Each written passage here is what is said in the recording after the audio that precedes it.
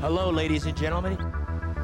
You are about to see something that you have never seen before. The Ultimate Fighting Challenge. This ring is something else. In a battle where anything can happen, anything can happen, anything can happen, and probably will. Hola amigos, welcome back to another edition of A History of Caged Violence. Now, when we gathered together last time, we watched the Hammer tame the beast. We witnessed the birth of a phenom, and we saw a young lion's den prodigy choke and crank his way to lightweight gold. Tonight, Vitor Belfort will put his fast hands up against and all over Tank Abbott's thick skull in the main event. Gorgeous Guy Metzger makes his main card debut after winning 2 alternate fights but somehow never getting to fill in. Future Hall of Famers Tito Ortiz and Randy Couture step inside the octagon for the first time, and some ginormous monsters tag along to try to spoil the party. There's a lot of beef out here. The opening promo package shows highlights of some recent fights, a ring card girl, and the title of the event itself, Ultimate Force. Clearly a name they came up with via brainstorming session where everyone just said words that come to mind when you think of UFC and then picked 2 out of a hat. You know, you could have called it UFC 13 High Temperature or Boiling Point or even Bring in the Heat or something else, and then maybe that line would have made sense, but hey, what do I know? I wasn't in the boardroom at the time. We're back in Augusta, Georgia, home of the Masters Tournament, houses, reckless boating,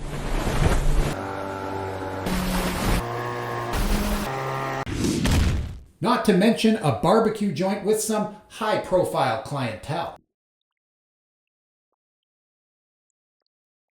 Which ones, though? That kind of matters. I mean, if it's Clinton, I guarantee the place is awesome. Here, Mr. Clinton, it's your Egg McMuffin. Oh, thank you, Kevin. Hey, do you got any of that sweet and sour sauce, you know, the ones you dip the McNuggets into? And like, Gerald Ford probably knows his barbecue. Why don't you come over and watch the game and we'll have nachos? But you'll have to get up pretty early to convince me Truman has a sophisticated palate. And LBJ would eat anything. Could probably say that about Kennedy, too. Thank you. Just like UFC 12, we're being treated to 2 smaller tournaments. Lightweight, which is up to 200 pounds, and heavyweight above that. Octagon veteran Christoph Leininger lines up against the statuesque Metzger, while Ensign Inoue and Royce, don't call him Hoyce Alger, square off on the other side of the bracket, with the Huntington Beach Bozo taking on Wes Albritton in the alternate fight. The heavyweight tournament pits newcomers Stephen Graham and Dmitry Stepanov against one another, while Captain America Randy Couture will try to stop a Finnish invasion headed up by the monstrous Ludwig Borga, Tony Halma. And as previously mentioned, we'll see the Phenom and the Tank Tango, 2 hard hitters who, as Beck explains, have little else in common.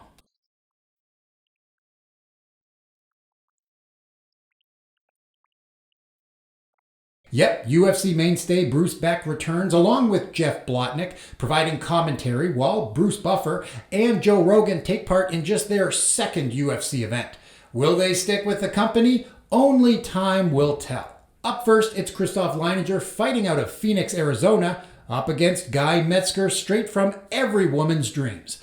Leininger's interview is not exactly the most exciting one since Harold Howard. Come on. But at least they didn't play it while he was walking out like they did to Guy.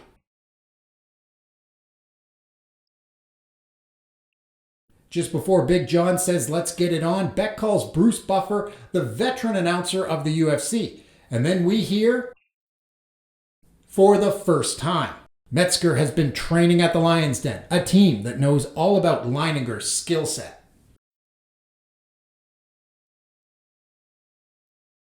It's not ironic, it's just coincidental. Guy grabs the gi and starts hockey fighting his way to victory. It's so effective, even Leininger abandons his own game plan and starts pulling Metzger's gear.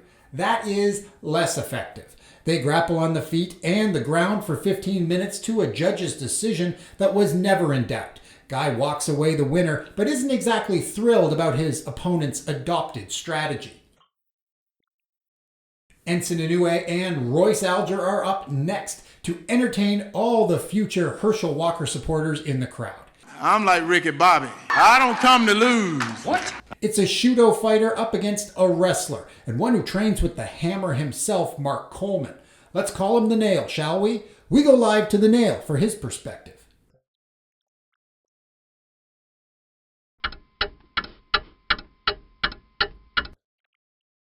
Now, despite saying that he was a Golden Gloves boxer in his youth, they literally list him as having limited strikes. Ouch. Could make it tough to compete in, a combat sport, but hey, let's give him a chance. He takes top position as Inoue tries to keep control from the guard. In about a minute, Alger's attempt to drop bombs backfires as he gets caught in an armbar, and that's all she wrote for the lightweight semis. Perfect time to check in with the lovely folks on the internet. The AOL forum comments range from fight spoilers to explaining that Tank is sadistic and is turned on by fighting. I mean, he's not wrong. Remember this? I'm starting to get sexually aroused. You better get that off.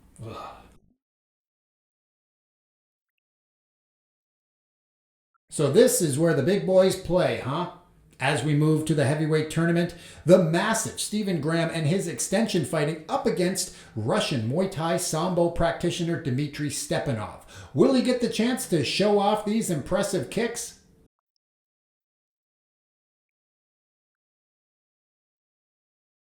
At 6'3" and with some impressive striking skills, I wouldn't want to meet Stepanov in a dark alley, or a bright one for that matter. But this fight is over before it even starts. Graham's extension fighting is just too much for him. A big slam followed by some hugging and squeezing leads to a textbook key lock and a tap in a minute and a half. Randy Couture's up next, and we get to see that even at the start of his Hall of Fame career, the Natural was already living up to that moniker.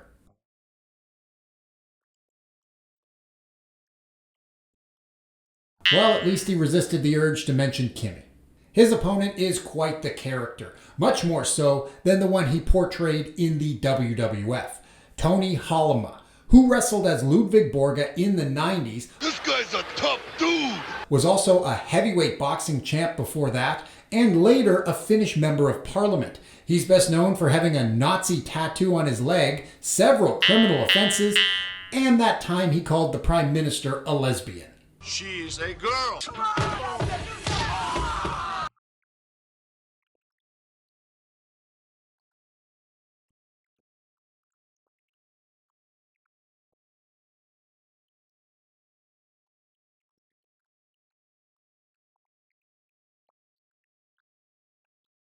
Quite the game plan indeed.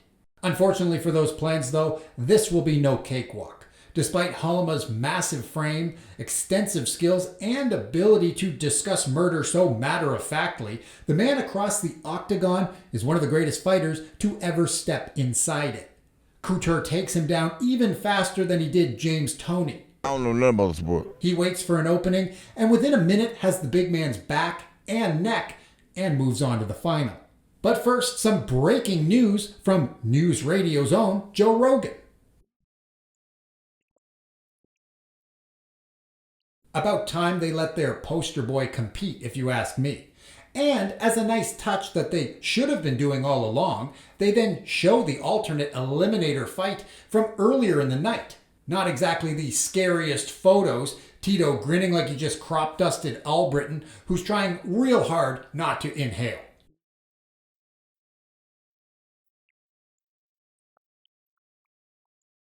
Just as Tito finished his morning coffee, probably. Tito is listed as a street fighter, weighing a convenient 200 pounds exactly. Yeah, in your bra. The guy's head alone would have trouble making weight at 155, but here he is in 1997 competing at lightweight. So the first time Buffer announces him, he doesn't get the Huntington Beach Bad Boy nickname. But hey, at least Blotnick doesn't speak into a live mic over it.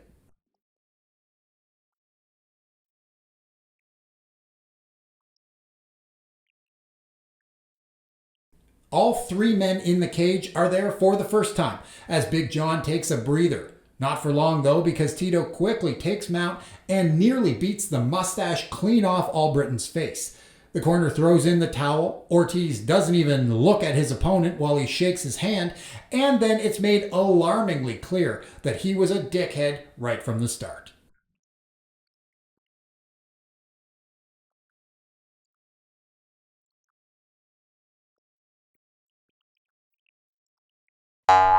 Someone should really tell him to shut up. And not just about his opponents tonight, like forever. I mean, imagine if Tito never spoke throughout his entire MMA career. We would have missed out on so much. And I dedicate this to my girlfriend, Kristen Nicely, actually my fiance, who's been with me from the very beginning and put it up with my shit from the whole beginning of the start. This fight's said to extend the Shamrock-Abbott rivalry, despite the two men having never met inside the octagon to date. And the fact that they literally never would in their entire careers, but hey, they don't know that. In a pre-fight interview, Tito said Metzger and Leininger would be a, quote, girl fight. Cat fight? Should be an easy win for the collegiate wrestler who's fighting as an amateur and thus accepting no prize money then, right? Tito comes out swinging the mitts, looking for a stand-up fight. He sprawls and defends Guy's takedown and keeps hammering the handsome one while he's at it. But just as Beck claims he's seen him tap, McCarthy steps in, but not to call it off. They're stood up after some knees to the head seem to split his skull in several places. The weird thing is, unlike in modern MMA, the action isn't paused due to illegal strikes. So Tito has to give up his dominant position, and when the fight restarts, yep, you guessed it, Tito dives right into Guy's guillotine, and the Lion's Den product is victorious. Oh boy, was Tito ever pissed. Probably shouldn't have cut his head so deeply then, I guess. So there's one champion. Let's crown another, shall we? But first, a tease of the promotion's next event, where Mark Coleman will defend his title against UFC newcomer Maurice Smith. Let's go live to the Hammer for his game plan. Tune in next time to see if that shit-pounding prediction comes true. On to the heavyweight final, where Stephen Graham is out first. I know they said it stands for doom, destruction, and despair, but I see that shirt and all I can think is... Couture's shirt and overall demeanor are a bit less intimidating, but the fact that he doesn't look scared at all should have told fans on this night a lot about the natural right from the jump. Wasting no time once again, he takes the much bigger man down with perfect technique and never gives up an inch. Graham tries to buck him off, but Couture's just glued to him. He goes from submission attempt to raining shots to landing knees, even headbutting Big Stevie on the back of his skull. Around the 3-minute mark, he gets the hooks in and McCarthy calls for mercy once the blows start landing. So without further delay, let's get to our main event, which we know is going to be highly competitive and not a lopsided mismatch whatsoever. Throughout the evening, they've sprinkled in so many teases of the upcoming battle, no doubt everyone in the audience and whoever was actually able to order this at home are frothing at the mouth with anticipation. The UFC pulls out all the stops to drive up the excitement for their tilt by profiling both men, touting them as unstoppable forces. Maybe that's where the name comes from. They then even go as far as airing an old promo video.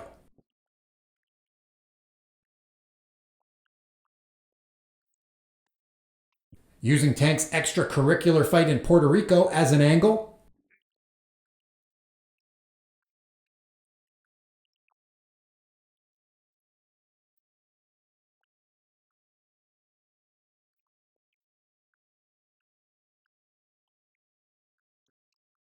And teaching fans all about what goes on in the wild.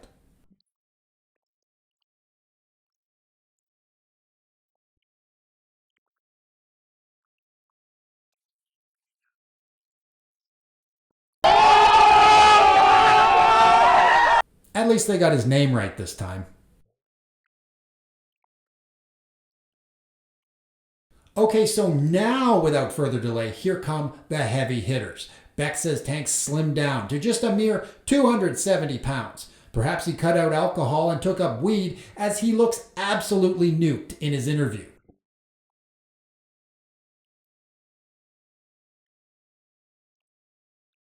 But if we're talking banned substances, check out the guy behind Belfort.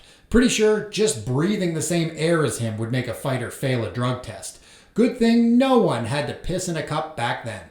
So it's the masterful groundwork and extensive submissions of Belfort's jiu-jitsu, along with some strikes and kicks against the pit fighter, who several events ago called that a made-up discipline, with his anything-goes style.